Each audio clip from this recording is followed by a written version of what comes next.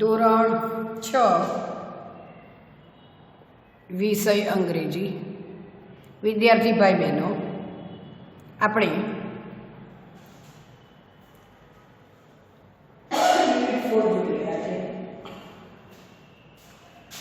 Unit 4 છે will you walk હવે એમાં એક્ટિવિટી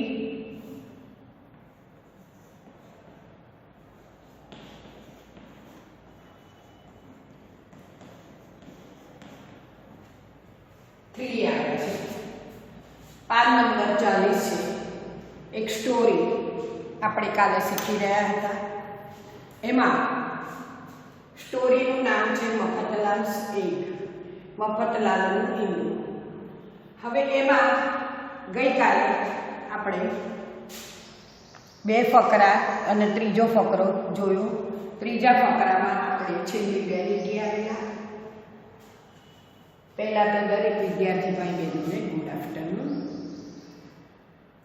હવે સ્ટોરી સમજાવતા મેં તમને સ્પેલિંગો પણ લખાવેલા આજે આપણે આગળ જોઈશું હવે છેલ્લે આપણે જોયેલું કે મફતલાલને એક ઈંડું મળ્યું ખુશ થઈ ગયા માણસ કેવા હતા તો કે બેકાર મીન્સ કે એમને કામ કરવું ગમતું નહીં આળસુ હતા એને કારણે એ કશું જ કરતા ન હતા આખો દિવસ કર્યા કરતા એ મેં તમને ગઈકાલે સમજાવ્યું હવે એ એકવાર નવરા હતા ફરવા નીકળ્યા ચાલવા નીકળ્યા રસ્તામાં થાક લાગ્યો ઝાડ નીચે બેઠા ત્યાં ઘાસ ઉપર એક ઈંડું એમણે કોનું મરઘીનું જોયું મરઘીનું ઈંડું જોઈ અને ખુશ થઈ ગયા અને પોતાની જાતને નસીબદાર માનવા માંડ્યા હવે ચાલતા જતા હતા ત્યાં એમનો એક ફ્રેન્ડ મળ્યો ફ્રેન્ડને પણ એમણે કીધું કે હું એમ કે ખૂબ લકી છું નસીબદાર છું મને આ ઈંડું મળ્યું છે ફ્રેન્ડનું નામ હતું છગનલાલ પછી એટલે છગનલાલે કહ્યું કે એના વડે તું કેવી રીતે પૈસાવાળું બનીશ તો કે તું સમજ્યો નહીં એમ કે આ ઈંડું જ મને એમ કે પૈસાવાળા બનાવશે હવે એના ફ્રેન્ડને હસવું આવ્યું ત્યાંથી આપણે આગળ જોઈશું His friends laughed. Please explain, he said. Listen to me, said Mr. Mafatlal. I shall not eat this egg. શું કહ્યું એમના ફ્રેન્ડ હસી પડ્યા હસવું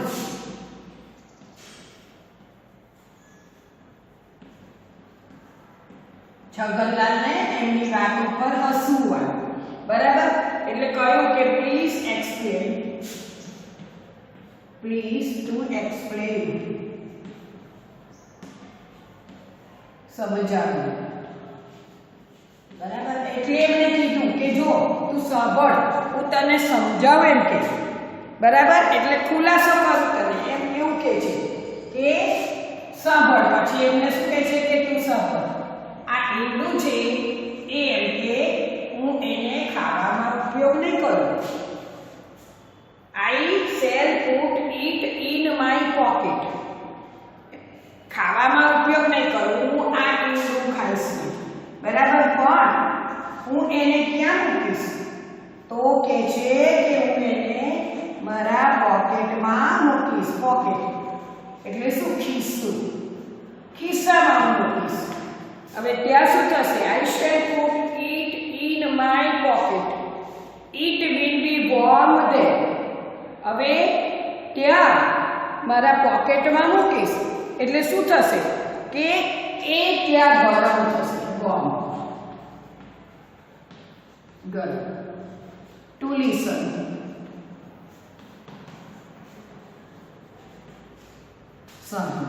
એને કહે છે તું સાંભળ જો મારી વાત એમ કે તું સાંભળ બરાબર હું તને સમજાવ કે આને હું ખાઈશ નહીં મારા પોકેટમાં મૂકીશ ત્યાં એમ કે એને ગરમી મળશે soon a chick will come out of the egg હવે એને ગરમી મળશે એટલે શું થશે એમાંથી ગરમી મળવાથી તરત જ એમ કે થોડા ટાઈમમાં ચીક મરઘીનું બચ્ચું થશે એમાંથી મરઘીનું બચ્ચું થશે. soon a chick will come out of the egg. ઈંડામાંથી મરઘીનું બચ્ચું બહાર આવશે. the chick will grow into a hen. પછી એ ચીક મરઘીનું બચ્ચું શું થશે? મોટું થશે. એનો વિકાસ થશે. જેમ જેમ મોટું થશે એમાંથી મરઘી બનશે. the hen will lay eggs. પછી એ મરઘી બીજા ઈંડા મૂકશે. those eggs will give me more chicks. એ ઈંડામાંથી પેલા જે ઈંડા મૂકશે એ ઈંડામાંથી મને બીજા વધારે મોર એટલે વધારે બચ્ચા એમ કે મને મળશે. એટલે આ રીતે they will grow into hens. પછી એ બચ્ચા મોટા થશે, એમાંથી મરઘીઓ થશે. those hens will lay eggs. I sell them and I shall be a rich man. આ રીતે મરઘી જેમ જેમ ઈંડા મૂકશે એ ઈંડામાંથી શું થશે? ચીક એટલે મરઘીના બચ્ચા થશે. એ બચ્ચા જેમ જેમ મોટા થશે એમ ફરી બીજા ઈંડા મૂકશે. એમાંથી વધારે ને વધારે મરઘીઓ બચ્ચા થશે. મરઘીમાંથી શું થશે? અરે ચીક એટલે બચ્ચા થશે. બચ્ચામાંથી મરઘીઓ થશે. એ મરઘી બીજા ઈંડા મૂકશે. આમ કરતા કરતા મારે ત્યાં એમ કે મરઘી વધશે અને એ મરઘીઓને હું વેચીશ. I sell them and I shall be a rich main. બરાબર? એ શું કરીશ? એ બધી જ મરઘીઓ સેલ ટુ સેલ વેચી અને એ બધી મરઘીઓ જેમ જેમ મોટી થશે, ઈંડા મૂકી જશે, બચ્ચા થશે, એમાંથી ફરી મરઘીઓ થશે. આ બધી મરઘીઓ જેમ જેમ વેચીશ એમ એમાંથી હું શું બનીશ? Rich main. રીચ એટલે પૈસાદાર બનીશ. બરાબર? હવે પૈસાદાર બનીશ એ પછી શું થશે મારું? હા, I shall be a rich man. I shall live in a big house. મોટા ઘરમાં હું રહેવા જઈશ. Many servants will serve me. ઘણા બધા નોકરો મારી સેવા કરશે. Servants નોકર. ઘણા બધા નોકરો મારે ત્યાં હશે. મોટું મકાન હશે, મોટું ઘર હશે, ઘણા બધા નોકરો હશે. એ નોકરો મારી સેવા કરશે.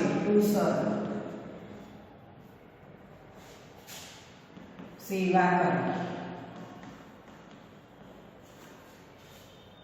I shall have 4 cars. મારી પાસે કેટલી? 4 ગાડીઓ હશે પાછી કે છે. બરાબર? એટલે આ રીતે many servants will serve me. I shall have 4 cars. People will say, look, that's Mr. Mafatla. He is very rich man. Then I shall. આ રીતે એમ કે મારે મોટું મકાન હશે, નોકરો હશે, નોકરો મારી સેવા કરશે અને એ સેવા કરશે પછી લોકો મને જોશે અને કહેશે કે જુઓ પેલા મિસ્ટર મફતલાલ અને એ ઘણા પૈસાદાર માણસ છે. આ રીતે એમ કે ધેન આઈ શેલ એટલે વધારે ને વધારે પૈસાવાળો બનતો જઈશ. એટલે આ રીતે મોટી મોટી વાતો કરતા હતા. ત્યાં જ પેલા એના ફ્રેન્ડે શું કીધું? Stop said Chhaganlal, you are going too fast. શું કહ્યું? કે છગનલાલે કહ્યું કે ઊભો રે. સ્ટોપ એટલે તું ઊભો રે. એમ કે you are going too fast. Fast તું બહુ ઝડપથી આગળ વધી રહ્યો છે. બરાબર? ઝડપથી બહુ જ આગળ વધી રહ્યો છે. ઊભો રે. Let me look at this wonderful egg. તું જો એમ કે આ તારા જે સુંદર ઈંડું છે એ ઈંડા તરફ તું જો. વન્ડરફુલ અદ્ભુત. બરાબર? એની તરફ તું ધ્યાન આપજે. Mister Mafatlal took the egg of his pocket. He showed it to Chaganlal, but it slipped from his finger.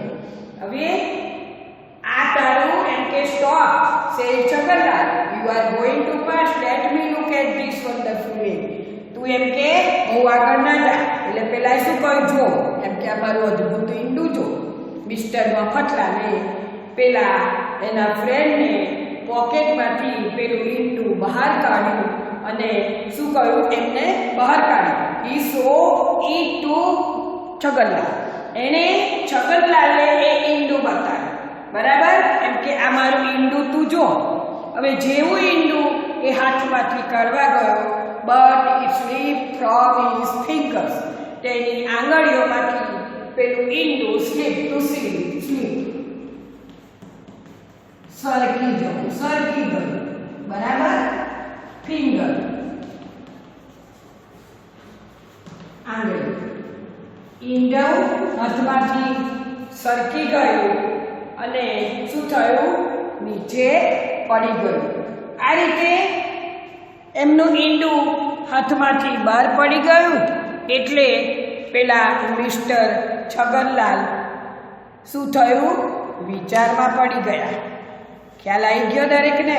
હવે આગળ છે એ આપણે ફરી જોઈશું.